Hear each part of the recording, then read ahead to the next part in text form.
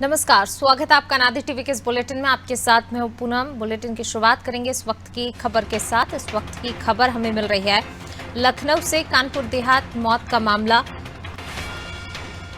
और इस मामले को लेकर घटना पर सीएम योगी ने कार्रवाई की है। आग में जलकर मां बेटी की मौत हो गई थी। कानपुर देहात का ये मामला, आत्मदाह का ये मामला। एसडीएम ज्ञानेश्वर प्रसाद, एसओ दिनेश गौतम पर कार्रवाई की गई है। एसडीएम ज्ञानेश्वर प्रसाद के निलंबन की तैयारी कर ली गई है। आरोपी अशोक, अनिल और निर्मल दीक्षित पर केस दर्ज कर लिया गया है। एफआईआर हो गई है। इस मामले को लेकर कानूनगो और 4 लेखपाल पर मामला दर्ज कर लिया गया है। और ज्यादा जानकारी के साथ संवाददाता देवेंद्र हमारे साथ जुड़ रहे हैं। देवेंद्र से जानते हैं। देवेंद्र, जिस प्रकार से मां बेटी ने जो है आत्मदाह कर लिया और परिजनों ने कहीं ना कहीं आरोप लगाए, अब इस मामले को लेकर सीएम योगी ने एक्शन भी लिया है, क्या कुछ अपडेट? पूरा बिल्कुल आपने सही कहा कि मुख्यमंत्री द्वारा इसमें एक्शन लिया गया है, लेकिन कहीं ना कहीं यूपी की जो गवर्नमेंट है या यूपी के जो नुमाइंदे हैं, उनका यूपी के जो काम की जो डेमोक्रेसी है, कहीं ना कहीं सवाल के निशाने पर खड़ी हो रही है। कानपुर देहात की ये घटना काफी शर्मनाक घटना है और देखा जाए तो ये कोई पहली घटना नहीं है। हर दूसरे दिन चौथे दिन एक बुलडोजर चल रहा है और ऐसी घटनाएं घट रही हैं। ये घटना इसलिए ज्यादा उठा ली गई क्योंकि इसमें माँ बेटी जिंदा जल गई थी। इस वजह से सरकार पर जिस तरह सवाल उठ रहे हैं, तो सरकार भी इन सवालों का जवाब देने में नाकामयाब दिखाई दे रही है। लेकिन इतना तो जरूर है कि मुख्यमंत्री योगी आदित्यनाथ ने जिस तरीके जो कदम उठाए हैं, जो कार्रवाई की है, उस कार्रवाई से कहीं ना कहीं जो अधिकारी हैं वो थोड़े से डर गए। वही आपको बता दें कि इसमें जो कार्रवाई की अगर बात करें तो एसडीएम है मेधा ज्ञानेश्वर प्रसाद, उन पर कार्रवाई की गई है। एसओ रूरा दिनेश गौतम है, उन पर कार्रवाई की गई है। तो इन पर लगभग 203-207 के गंभीर मुकदमे दर्ज किए गए। एसडीएम ज्ञानेश्वर को निलंबित भी कर दिया गया है। तो वहीं इस तरीके से देखा जाए तो 4 लेखपाल भी इसमें लपेटे में आ चुके हैं। वही 12 से 15 महिलाएं पुलिसकर्मी जो वहां मौके पर मौजूद थी, जिनके सामने पूरी वारदात हुई थी, उन सब पर भी मुकदमा दर्ज किया गया है। वही घटना में शामिल कुछ ऐसे दबंग जो कि पुलिस की तरफ से थे और जो चाहते थे कि ये झोपड़ जो बना हुआ झोपड़ी पर झोपड़, इसको तोड़ दिया जाए, उन पर भी मुकदमा दर्ज किया गया है। यहाँ तक कि जेसीबी चलाने वाला जो ड्राइवर था और उस पर भी मुकदमा दर्ज किया गया है। जिस तरह से मुख्यमंत्री ने जो कार्रवाई की है तो काबिल तारीफ है। लेकिन जो सबसे बड़ा मुद्दा आता है पूनम की, आखिर ऐसा क्यों? वही आपको बता दें कि ये पूरी मामला जो शुरुआत होता है वो वहाँ पे डीएम से शुरुआत होती है। तो वही बता दें कि कानपुर देहात के डीएम ने पुलिस को ये आदेश दिया था कि इस झोपड़पट्टी को यहाँ से किसी भी तरीके से या जबरन तरीके से हटा दिया जाए। एक दिन पहले नोटिस दी गई, उसके दूसरे दिन ही पूरा पुलिस का एक तरह से काफिला जो है उस पर झोपड़े के पीछे चला गया उतार तोड़ने के लिए, एक बुलडोजर साथ में। जबकि एक बहुत सोचने वाली बात ये आती है कि आखिर वो झोपड़ा कई सालों से वहां बसा हुआ था, उस दौरान क्यों नहीं इसको तोड़ा गया? और आखिर कौन दो दबंग है जो चाहते थे झोपड़ा टूटा जाए? वही तो आप बता दें कि सालों से 10-20 साल, 50 साल, यहाँ तक कि 1-2 पीढ़ी से लोग झोपड़ा डाल के रहते हैं। उस दौरान वहाँ के पुलिसकर्मी, उस दौरान वहाँ के लेखपाल, उस दौरान वहाँ के अधिकारी को बकायदा वहाँ पैसा भी जाता है। लेकिन जब बड़े अधिकारी का दबाव पड़ता है या किसी ठेकेदार का दबाव पड़ता है, तब उसको तोड़ दिया जाता है। लेकिन वो ये सोच जाते हैं कि जो झोपड़ा बना हुआ है, जो बांस, बल्ली, पन्नी डालकर जो झोपड़ा बनाया हुआ है, जिससे वो पूरी रात गुजारते हैं, दिन गुजारते हैं, वो किस मेहनत से लोग बनाते हैं, और अचानक उनको तोड़ दिया जाता है। जब टीम तोड़ने के लिए वहां गई तो माँ ने तुरंत कहा कि अगर ये तोड़ा गया तो मैं अपने आप को जला लूंगी। यहाँ तक कि वीडियो में साफ देखा जा सकता है कि माँ ने अपने हाथ में आग भी पकड़ ली, लेकिन वहां मौजूद किसी भी पुलिसकर्मी ने औरत को बचाने की बजाय बुलडोजर को आदेश दे दिया कि बुलडोजर चढ़ा दो। जैसे ही बुलडोजर चढ़ा, उसके ऊपर महिला ने अंदर से गेट बंद करके झोपड़ में आग लगा दी, क्योंकि पूरा झोपड़ जो था वो घास से बना हुआ था। क्योंकि घासी तो आग जो है पल भर में पूरे झोपड़े को पकड़ लिया और अंदर मौजूद माँ बेटी वहीं पर जल कर मर गए। तो एक बहुत बड़ी समझ ली प्रशासन की कहिए या फिर पुलिस कर्मियों कहिए, ये बहुत बड़ी लापरवाही सामने आ रही है।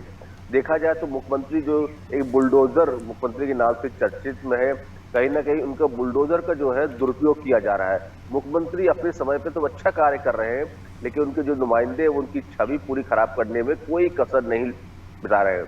वही बात करें विरोधी दल की, विपक्षी पार्टियों की, वो भी लगातार सवाल कर रहे हैं सरकार से कि आखिर क्यों ये माँ बेटी के खूनी है सरकार। और यहाँ तक कि चाहे समाजवादी पार्टी ले लीजिए, कांग्रेस ले लीजिए या अदर छोटी पार्टियों को ले लीजिए, सभी कानपुर देहात जाने के लिए तैयार है।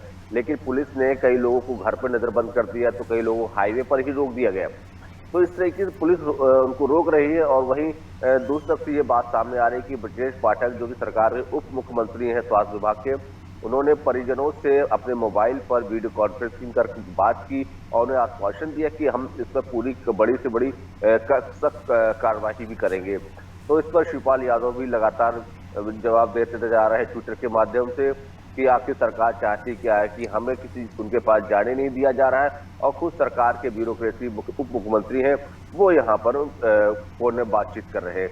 तो ये कहीं ना कहीं सरकार जो है अपना पर्दा जो झाड़ने की कोशिश कर रही है। पूनम, बिल्कुल, जो है अपना पल्ला यहाँ पर झाड़ने की कोशिश की जा रही है। वहीं अगर बात की जाए परिजनों की, परिजनों का क्या कुछ अब जो है कहना है, क्योंकि पहले तो परिजन हालांकि इस मांग पर अड़े हुए थे, शव नहीं उठा रहे थे और वहीं से जो है मुख्यमंत्री से मिलने की भी मांग की जा रही थी। लेकिन अब मुख्यमंत्री ने जब कार्रवाई के निर्देश दिए हैं, इसके बाद परिजनों की कोई मांग या कोई ऐसी प्रतिक्रिया मिल पाई है कि किस चीज़ को लेकर, क्योंकि परिजनों ने आरोप भी लगाया है हत्या का। परिजनों की अपनी मांगे हैं, लेकिन क्योंकि जो घर के दो सदस्य हैं, माँ और बेटी भी लगभग 28-29 साल की बताई जा रही है, वो भी मौके पर जल गई, मर गई है। लेकिन परिजनों की जो मांगे आ रही हैं, उनका कहना है कि हमें रहने के लिए व्यवस्था घर दिया जाए, और चूंकि हमारा झोपड़ा भी जल गया है, उस पर जो सामान था वो भी जल गया, और साथ ही हमें एक परमानेंट एक नौकरी व्यवस्था की जाए। इन मांगों के साथ, और यदि उन्होंने ये भी कहा था कि यदि मुख्यमंत्री या फिर उप मुख्यमंत्री यदि कोई यहाँ पर आता है तभी हम यहाँ से शव हटाएंगे, वरना शव नहीं हटाएंगे।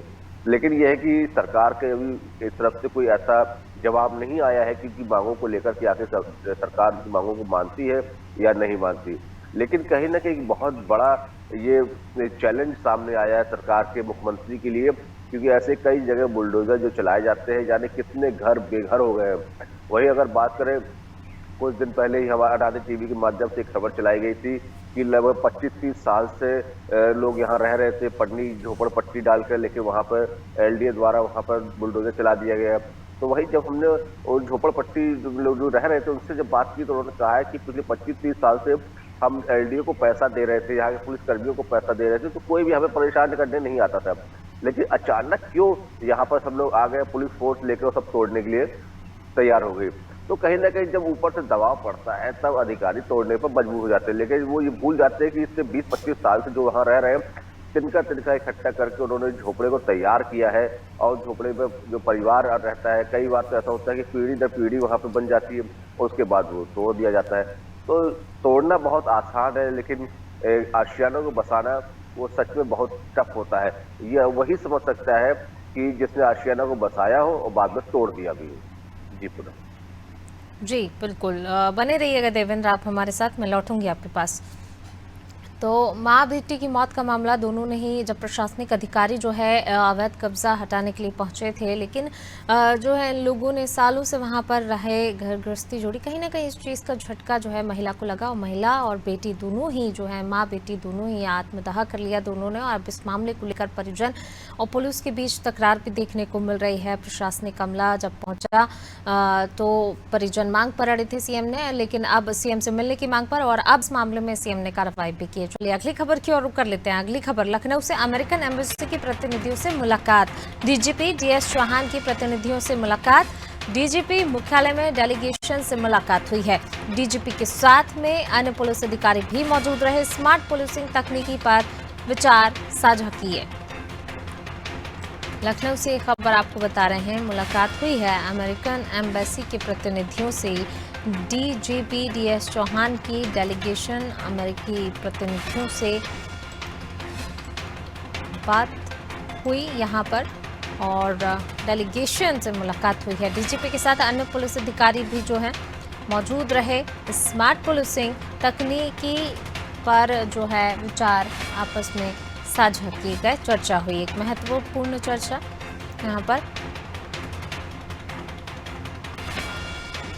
और ज्यादा जानकारी के लिए सीधा रुख कर लेते हैं संवाददाता देवेंद्र का। देवेंद्र, अमेरिकन एम्बेसी के प्रतिनिधियों से मुलाकात हुई है, डीजीपी डीएस चौहान की मुलाकात हुई। क्या कुछ इस मुलाकात के बाद जो है चीजें सामने आई और क्या असर इस मुलाकात का पड़ेगा? पूनम, मुलाकात का असर तो बहुत अच्छा पड़ा है, क्योंकि जब एम्बेसी के लोग वहां से जब बाहर निकले तो काफी खुश थे। और उन्होंने पूरा, क्योंकि जो हमारा जो यूपी मुख्यालय बना है, पुलिस का मुख्यालय, वो बहुत हाईटेक मुख्यालय बना है।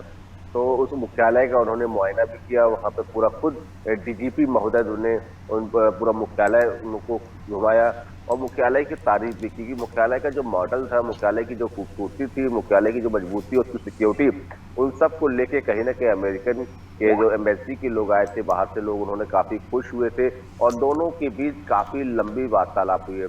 आपको बता दें कि इसमें तकरीबन 2-2.5 घंटे वार्तालाप हुई है और इसमें क्राइम को लेकर, पुलिस की सिक्योरिटी को लेकर, पुलिस की पावर को लेकर डिस्कस किया गया। तो वही अमेरिका ने अपनी सिक्योरिटी के बारे में बताया, तो यूपी पुलिस मुख्य डीजीपी साहब ने अपनी सिक्योरिटी के बारे में बताया। इस दौरान दोनों एम्बेसडर्स जो थे काफी लंबे समय तक बातचीत करते रहे। तो वहीं आपको बता दें, प्रतिनिधि थे उसमें यूएस एम्बेसी के सीनियर रीजनल सिक्योरिटी ऑफिसर भी मौजूद थे, वान गुलेन। तो वही सीनियर सिक्योरिटी कोऑर्डिनेटर मृदुल भी वहां मौजूद थे। तो वही पुलिसिंग विभाग के आयाम के चलाने वाले प्रशिक्षण कार्यक्रमों की जानकारी का इन लोगों ने साझा किया कि हमारा कार्यक्रम क्या है, किस तरह से हम गुणवत्ता बनाते हैं, किस तरह से पुलिस को मजबूती देते हैं, ताकत देते हैं।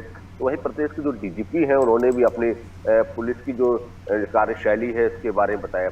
तो वहीं देखा जाए तो अमेरिकन और पुलिस की कार्यशैली में बहुत ज्यादा डिफरेंट नहीं आया था, बस तकनीकी का इसमें फर्क दिखाई दे रहा था। तकनीकी जो अमेरिकन तकनीकी है, जो उत्तर प्रदेश की तकनीकी है, उसमें थोड़ा सा टेक्निकली तौर पर देखा जाता है। लेकिन इसमें इतना जरूर आ गया है कि डीजीपी मुख्य से बाद में एक जरूर बात की है कि हो सकता है कि हमारा एक प्रतिनिधि कुछ दिनों के लिए अमेरिका आएगा, तो वहां पर आपकी जो तकनीकी है, पुलिस की तकनीकी, उसको समझने की पूरी कोशिश करेंगे।